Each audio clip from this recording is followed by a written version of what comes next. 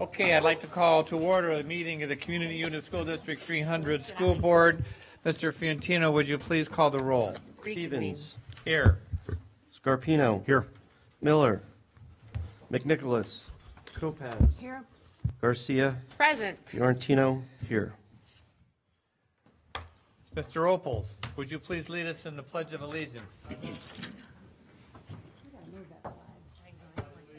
To the flag of the United States of America and to the republic for which it stands, one nation, under God, indivisible, with liberty and justice for all. You got it. Okay.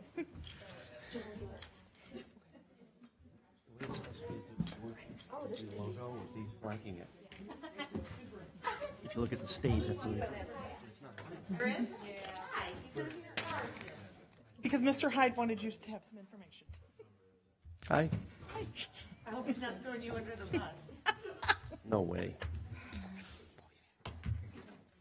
All right, I'd like to have a motion to amend the agenda to remove item 12.2, please.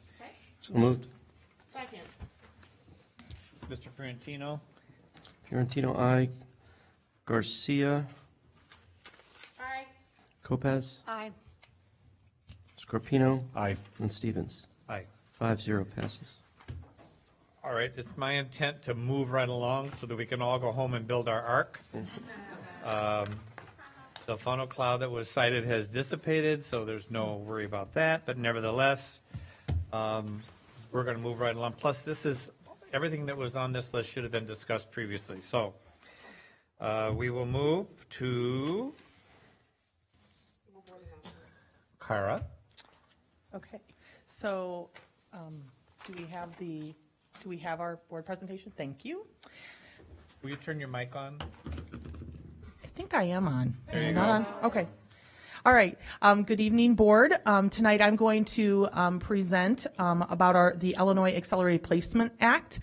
This presentation was put together by Kristen Corvo and Dr. Dorn, who are not able to be here this evening, so I'm stepping into their place. So the Illinois Accelerated Placement Act is effective July 1st of 2018. And as District 300 complies with all of these acts, we want to give you an overview of what we are currently putting in place and in order to meet this. So the Accelerated Placement Act really focuses on how we meet the standards for acceleration, either for early entrance to kindergarten, early entrance to first grade, acceleration of a single subject, for example, a student who needs to be, who's a third grader, but could possibly be best placed in a fourth grade class for math, for English language arts, for social studies, or for science, and acceleration of a full grade level, meaning a student who by age would be a second grader, and we are looking at a third grade placement. The Illinois Acceleration Act has some specific requirements. It applies to any students, so we are not looking at those students who are identified just as gifted. The process does need to involve the parent or guardian, and there need to be referrals by multiple people, meaning parents, school staff, in order for the acceleration to be considered. There will be an assessment process in place with multiple indicators, many of those based on student performance data that is measurable and not subjective. We are required to provide parents with a written plan for the type of acceleration and supports provided, and those are either developed or in process of being developed. There needs to be a notification of parents of the decision regarding whether to accelerate the child or not, and then the requirement to inform the community at large on an annual basis that we meet this policy. That is part of the reason why the presentation this evening. So policy and referral documents for each of those 4 areas of acceleration will be posted on the district website with links available to parents to be able to request acceleration for any of those 4 categories. Policy and referral documents will also be made available at school sites. And if a parent does request for their child to be accelerated in any of those 4 areas, and through the general process that is not approved, there will be an appeal process in place that would be directed by the Assistant Superintendent of Elementary Schools. So other works in process, whether or not a child actually accesses one of these acceleration opportunities. We are also looking at enrichment tasks for differentiation in each of our content areas, and those are being developed and placed on our curriculum frameworks for easy teacher access. We are planning on training teachers regarding enrichment and how they can enrich for all students based on their need, whether or not a parent requests acceleration, and what are additional ways we can provide that enrichment. And we'll be monitoring the implementation of the Acceleration Act on a quarterly basis and be able to provide information both to the superintendent and the board at your request, how many parents or families actually are requesting acceleration in each of those 4 categories. Is the training going to be throughout the school year? Yes, I believe so. Perfect. Right now, there are some minor pieces of this that are still in development, and with our assessment team in particular. And so, as that work is completely solidified, then we'll be able to provide the full training. Cara, just quickly, I'm not exactly sure what the monitoring and reporting will include, but I think it's important that we include man hours, much like we do for FOIA requests, what it's taking to vet these processes, because my fear is that it's going to become overly burdensome, at least at the onset. So if you can make a note that would probably be a useful piece of information, so that we don't have to wait for the first report and then have to go back and get it. Absolutely. Thank you. I have a question. If the student is accelerated in just one subject area, do you have thoughts or plans as to whether that child would receive enrichment education in the classroom that he will stay in, or will he move for that subject area to a different class, or has that not even been given thought yet? It has been given thought, and we actually currently have that option in place at the middle school level, and the student actually moves to the classroom at that grade level. So that is what currently is under review at the elementary level. So if I'm, for example, a 3rd grade student who'd best be served in a 4th grade math classroom, and we've gone through this process and we agree that that is the best placement, we would need to look through the building schedule, how we could best match that child. And so that it does pose some creative scheduling that needs to be done. But then the enrichment, there is actually in the new elementary schedule, an opportunity and a time for every student to receive enrichment or reteaching. And so I would also receive potential enrichment during another time. And that may or may not be in math. It may be I need enrichment in English language arts, or I might actually need support in English language arts, because kids have different talents in different subject areas. So what if you have a little Sheldon who's in kindergarten but can do 5th grade math? He'd be too small to go with the 5th grade class. So they're in the actual request from parents and in the approval process, part of the referral is a look at the social emotional component and whether the student is able to handle not only the rigor of the coursework but potentially the environment. There are options that you can access for a student potentially not to jump that far, and you have to think beyond just that year. For example, it may seem like the acceleration from 6th to 7th is going to work okay, or from 6th to 8th, but then when you end up with that 7th grader in a freshman class, that's where a parent may have that concern. So we have to actually think through then what would programming look like for that student in not only the year that the parent makes the actual request, but multiple years out, and are parents comfortable with what then that programming could look like based on what we have to offer currently. So we do need to plan ahead for kids when you're talking about multiple year jumps. do you foresee this being a large number of students or not, or do you not know yet? I don't know yet. I can tell you that we do have on a regular basis parents who request early entry to kindergarten. We have rarely had a parent request. Dr. Dorn said, to the best of his knowledge, he's never seen a request for early entry into 1st grade, because most parents who want early entry do that at kindergarten. So that's why you rarely see that. I think we will have some requests for acceleration in a content area, probably more frequently than a full grade level. And we may have requests, but when we look holistically at the student, not all students will qualify based on not only the social emotional piece, but when you actually put in some of the standardized performance data. But I expect we will have requests. I do. Is that it?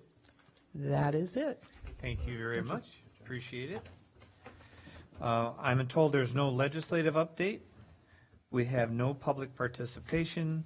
Could I have a motion, please, for the consent items under 25,000? So moved. Second? Mr. Fiorentino? Garcia, Aye. Stevens, Aye. Scarpino, Aye. Lopez, Aye. Fiorentino. Passes 5-0. Could I have a motion, please, for the approval of the consent items over 25,000? So moved. Second? Mr. Fiorentino? Garcia, Aye.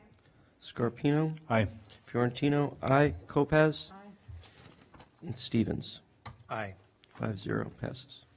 Item 12.1, could I have a motion, please, for the approval of the building permit application for the extension of the parking lot at Cambridge Lakes Charter School? So moved. Any discussion? Mr. Fiorentino? Scarpino, Aye. Lopez, Aye. Stevens, Aye. Garcia, Aye. Fiorentino. Passes 5-0. On student discipline case number 1, could I have a motion to administratively place safe school student number 1 at the district safe school, which is Oak Ridge School, for the 2018-2019 school year pursuant to 105 Illinois CS 513A? Specifically, placement is based on the finding that safe school student number 1's action suggests that the student will continue to be a substantial disruption and his or her presence presents a risk of safety concern at the student's current educational placement. In the event that the safe school student number 1 can successfully work through the requirements of the safe school program, the student will be allowed to transition back to his or her home school according to the stipulations outlined in the safe school program. Could I have a motion, please? So moved. Second. Mr. Fiorentino? Garcia, Aye. Fiorentino, aye. Lopez, Aye. Scarpino, Aye. and Stevens. Aye. Passes 5-0.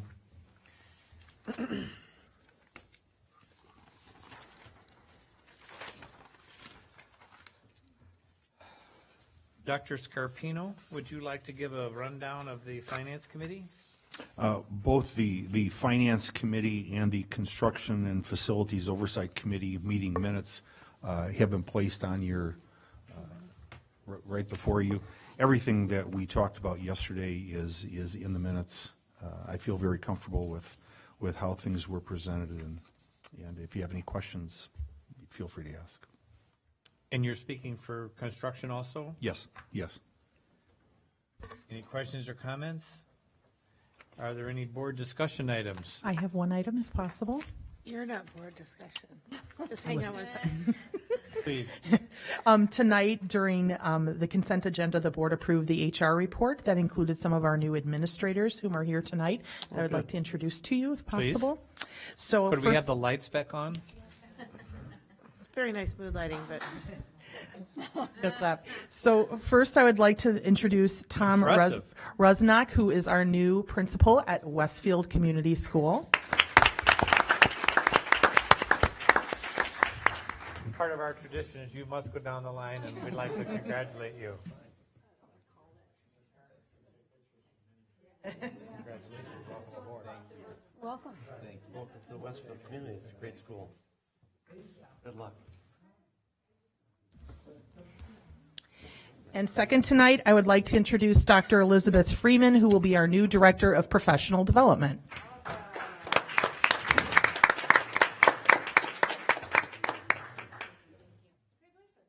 Welcome. Thank you. Great to have you. Welcome. Thank you.